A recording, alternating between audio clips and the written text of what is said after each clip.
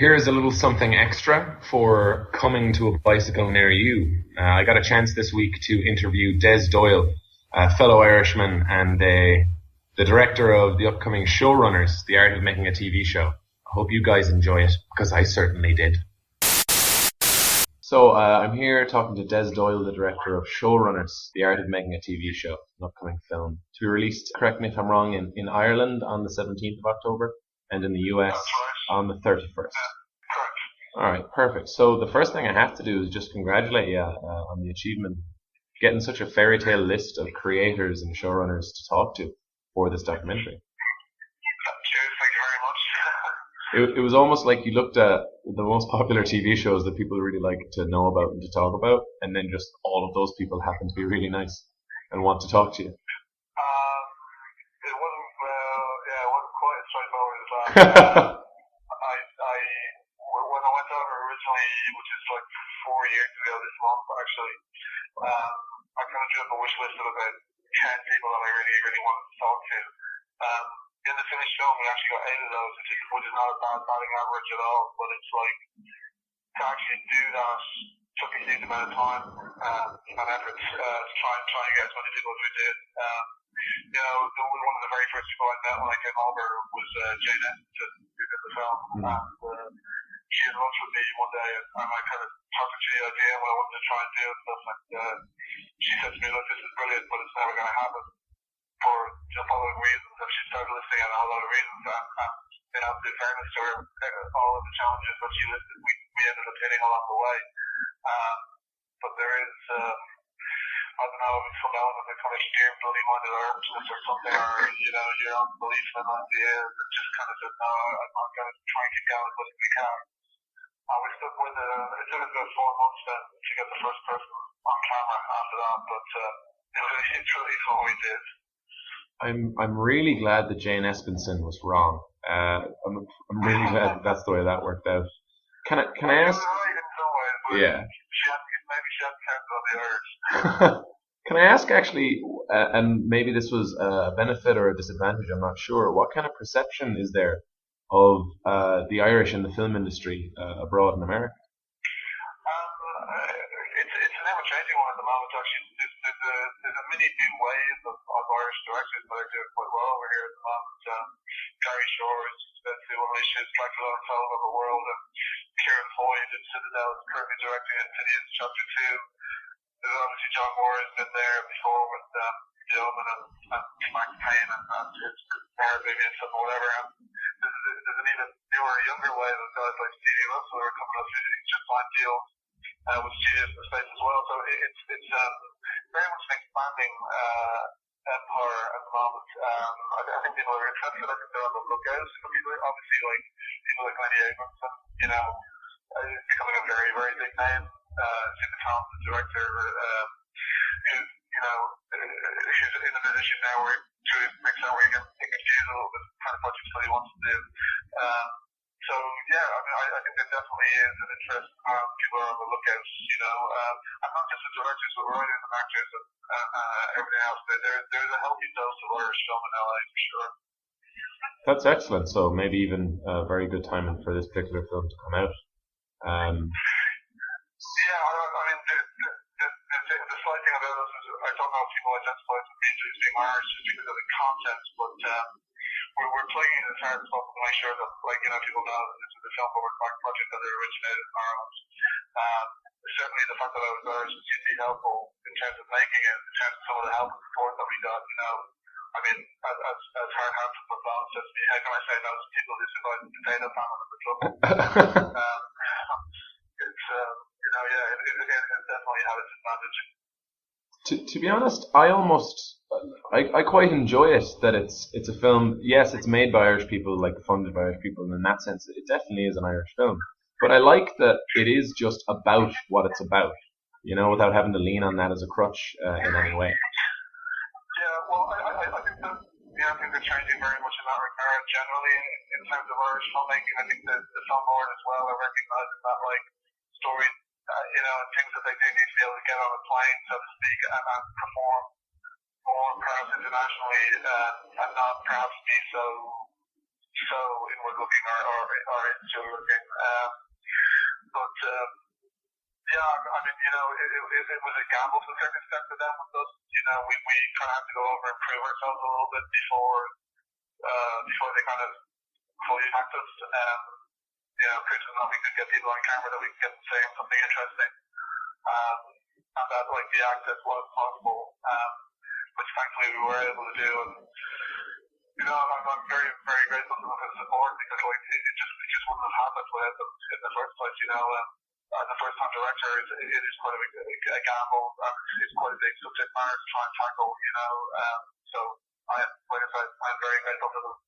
Yeah, definitely. And so the next question that I had was that a few of my heroes are in this documentary, and it was great to see that. And I'm sure some of yours were as well. But did you notice that your work philosophy or methods matched up with any of them, or that you ended up disagreeing with them in any ways, just in terms of how they create media? I certainly wouldn't ever take the position of disagreeing with them in terms of how they create. I mean, like, one showrunner brings to a show, their ideas, their vision is totally unique and totally, designed and defined by the personality involved. I mean, there are some people, not necessarily in the film, but there are, some shows that I don't like, I don't enjoy. I wouldn't agree with the storyline, the characters, the direction, or whatever they take, but I would still have a ton of respect for whoever's doing the job of showrunner on that show, because it is such an insane kind of job to be doing. The amount of errors, the amount of dedication, the sacrifice, the pressure, the budgets, the constant politics of it as well, and trying to balance your vision against what the studio want to do, what the network want to do. Sometimes it does amaze me that television doesn't produce at all in some way, and then the fact that so many good shows are produced is nigh on a miracle in some regards, considering the model that you have to make them under. Yeah, there was actually I read one of those fun facts today that in the 1930s there was an edition of the New York Times that said that television was going to fail because no one was going to have the time to stare at a screen.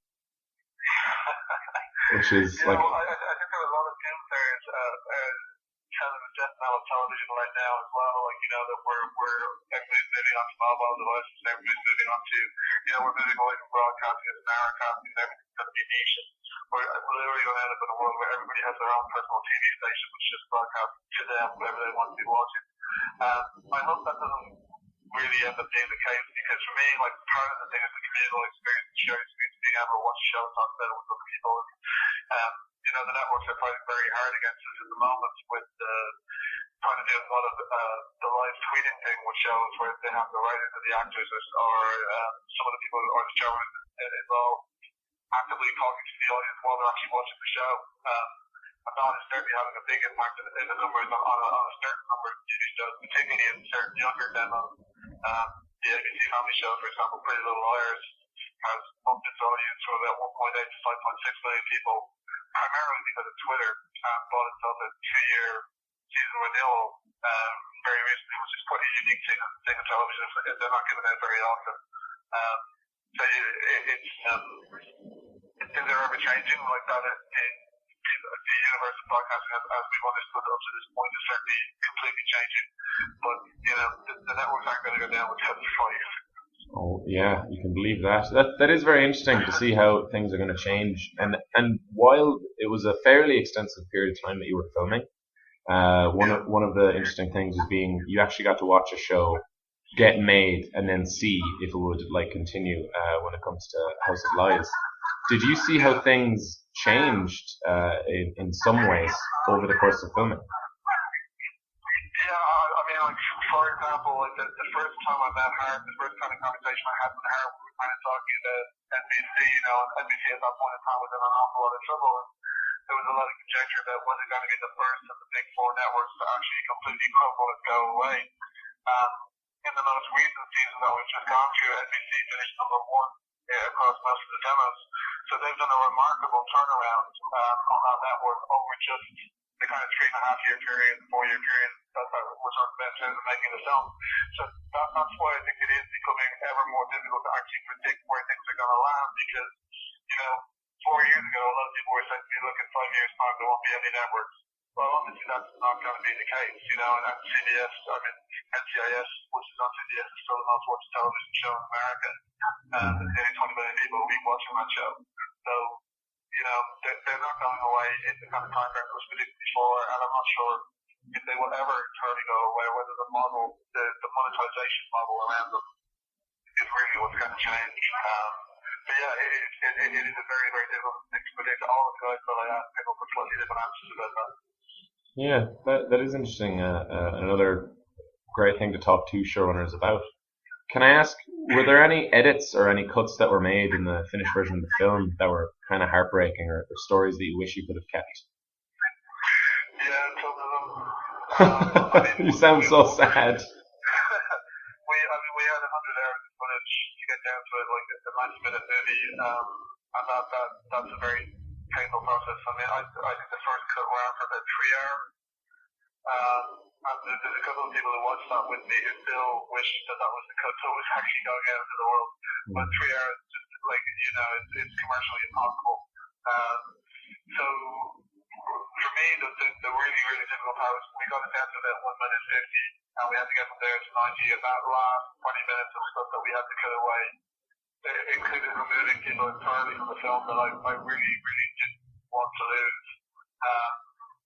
It's very difficult, but those are the sacrifices where, when it really, really kills you, it's probably something that you're doing for the good of the film, but they are very, very difficult decisions to make. I was very lucky that I had a fantastic editor, John Murphy, who's a hugely experienced dot cutter, and he was very good with me in terms of it works better without it. Let's try it this way. Let's try it this way.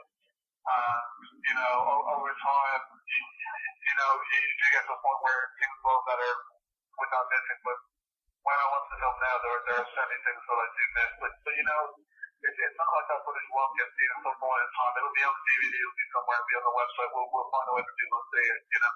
Yeah, that would be a very interesting cut to be able to see. So I've got to ask you, given that the thread that seems to keep coming up and up and up is that it's a great job that kills you. So after having seen that and now coming up to the 4th year, like actually finishing up with that in some shape or form, do you want to be a showrunner? I've certainly seen enough and heard enough to make me very cautious about that. Be careful what you wish for. I mean, in some regards, it'll be fantastic. I don't know if it's remotely realistic for me to pursue that. I did have a pilot script that a lot of the guys said they agreed for me to give some notes and feedback on, which is a fantastic opportunity to have, because that's going to get a ton of polishing before I hand it into actually, as soon as I finally get the time to do that. I mean, it certainly would be a fantastically challenging and interesting opportunity, but I have seen firsthand how difficult a job is. I've seen firsthand what the job can do to some people. So, I'm kind of 50-50 of it. I don't know if I would make a particularly good show with myself, to be honest with you. I don't know if I quite, there is a point where you need to be able to kind of crap on people and run roughshod over people to get done what needs to be get done, and I don't know if that's really my personality type at the end of the day. Yeah, you need to be pretty firm in a lot of ways. Well, I mean, you need to be able to go to a room and convince everyone that you're right. You really need that level of self-belief in the idea or the story or the character, whatever it is that you're trying to sell at a particular point in time, because there's going to be a whole bunch of executives on both sides that are telling you that you're wrong, especially if your ratings are taking a hit. And then there may even be other writers in your writers' room that are telling you that you're wrong. Managing a writers' room is a whole political thing in and of itself as well. So, you really do need that level of self-belief. Like a lot of people say it's ego or whatever, but to a certain extent you do need it. You need to believe that you were doing the right thing all the time. Mm-hmm. So I guess the next thing besides the pilot, I gotta ask you, and it might be a horrifying question to a man who's in the midst of doing press, but what is next? What's after Showrunners? Well, at the moment we're actually in very early development on another doc, which I'm actually going to be shooting the first part of that in a 2 weeks' time in LA. It's very early, it's very early, it's not fully funded and whatever, but we do have the first talent kind of attached to it, so we'll see what happens with that. But one of the things I've learned from all the guys and everybody else I was talking to and come across plants who are making jobs is never just have one idea going on. So we've got a couple of other things to develop as well. You know, a lot of people here keep asking me about Showrunners too, and I'm like, well, let's see how the first one goes to start off with. Let's see if you can recover from the 4 years. Maybe just give me a little bit of time to recharge my batteries on that front and see. But I mean, certainly there is an angle and a couple of ideas that we have for it that I think will be quite interesting that we haven't even touched at all in the first film. And I think will be easier for us to do now with the contacts and stuff that we've been able to establish over the course of making the first film. So we shall see. Mm-hmm. Well, you've got whether it's the pilot, the other projects, or anything else to do with Showrunners, you've got to come back and talk to us again on the podcast. Because there's a few lads from Ireland who just love television and film, maybe almost as much as yourself. It's very interesting to us. Ireland is a great nation of TV fans, I have to say. I've had many interesting conversations in the last while with a lot of diehard TV heads in Ireland. And, there's certainly people I think who can add TVB over there as well. But I was at one point last year watching 48 shows simultaneously, and that just had to stop because that's just eating up a little too much life time, generally speaking. But there's certainly a ton of shows that I'm loving at the moment. I mean, I am Game of Thrones addicted, I am Walking Dead addicted. I think House of Catch Fire is absolutely brilliant show. That Fargo is fantastic this year, True Detective. I mean, that's one of the biggest problems. There's so many good shows that are worth your while watching. We're the sport for choice at the moment, you know. It's true, and I'm really glad that you agree with all of my opinions and disagree with some of the other podcasters. Because now I can rub that in their faces, which is great. Definitely, yeah. And your point about the Irish people being avid TV watchers, definitely, guaranteed. Which is great. And hopefully everyone will come out and support the film on the 17th back home and over here on the 31st. Yeah, fingers crossed. I'm kind of really disappointed that I can't actually be in Ireland for the opening weekend. It's one of the downsides of being such a low budget job that we can afford to fly me over to the States once. And just because the place is so big, it's I'm just constantly moving around, trying to do whatever kind of promotion we can for the film over here, so we're going to over here. I would have loved to be able to come back over and stuff, but we just unfortunately don't have the money to do that. So I'm not in any way trying to do some kind of John Michael with Donna here. But I really wish I could be there, but it's just unfortunately the kind of logistics of things. But fingers crossed. Yeah, I mean, I'm delighted. With the critical response that we've gotten to the film, it has been amazing so far. So I hope all you enjoyed it, what the critics have, Well, I'm hoping that that's the case as well, and I'm sure we'll see it when we see it. And thanks very much for coming and talking to us.